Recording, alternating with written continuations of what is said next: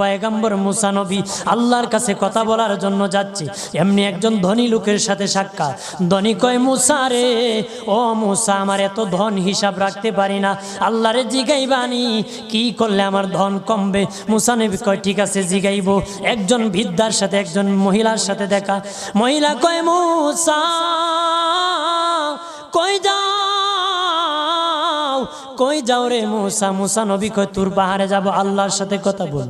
মুসা রে, আল্লাহরে জিগাইবানি, আমি গরিব মানুষ, আমি ভালো কিছু কিনতে পারি না, ছেলে মেয়েকে ভালো কিছু খাওয়াইতে পারি না, ভাঙ্গা ঘর, এত গরিব, ভালো করে ঘর বানাইতে পারি না, আল্লাহরে জিগাইবানি কি করলে আমার উন্নতি হবে, ধনী হব, টাকা পয়সা হবে, আল্লাহরে জিগাইবানি।